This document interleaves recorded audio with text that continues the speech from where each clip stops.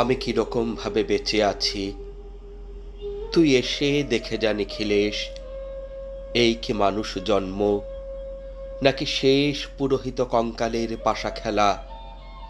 প্রতি সন্ধেবেলা আমার বুকের মধ্যে হাওয়া ঘুরে ওঠে, হৃদয়কে অবহেলা করে রক্ত। আমি মানুষের পায়ের কাছে কুকুর হয়ে বসে থাকি তার ভিতরের কুকুরটাকে দেখব বলে। আমি আক্রোশে হেসে উঠি না, আমি ছাড় পোকার পাশে ছাড় পোকা হয়ে হাঁটি, মশা হয়ে উড়ি একদল মশার সঙ্গে। খাঁটি অন্ধকারে স্ত্রী লোকের খুব মধ্যে ডুব দিয়ে দেখেছি দেশলাই জেলে। ও গায়ে আমার কোনো ঘর বাড়ি নেই।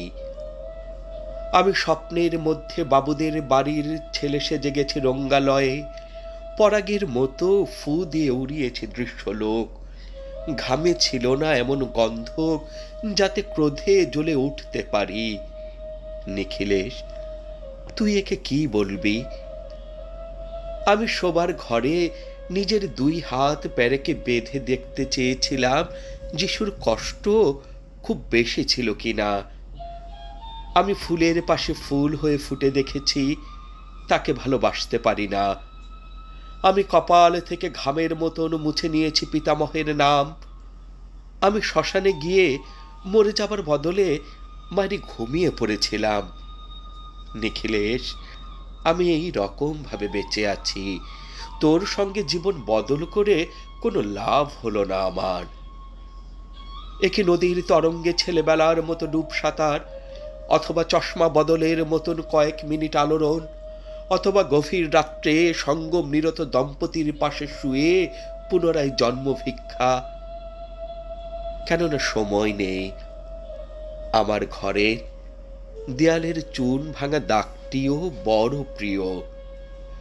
মৃত গাছটির পাশে উত্তরের হাওয়ায় কিছুটা মায়া লেগে আছে।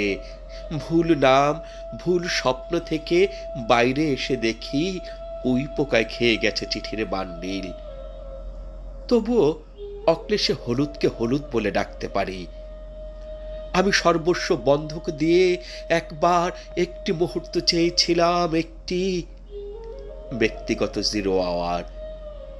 ইচ্ছে ছিল না জানাবার এই বিশেষ কথাটা তোকে।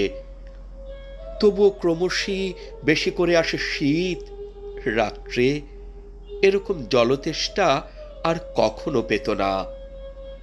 রোজ অন্ধকার হাতড়ে টের পাই তিনটে ইঁদুর। ইঁদুর মানে মুশিক। তাহলে কি প্রতীক্ষায় আছে অদূরেই সেই সংস্কৃত শ্লোক? পাপ ও দুঃখের কথা ছাড়া এই অবেলায় কিছুই মনে পড়ে না আর। আমার ও আমার পূজা ও নারী হত্যার ভেতরে বেজে ওঠে সাইরেন। নিজের দু হাত যখন নিজেদের ইচ্ছে মতন কাজ করে তখন মনে হয় ওরা সত্যিকারের। আজকাল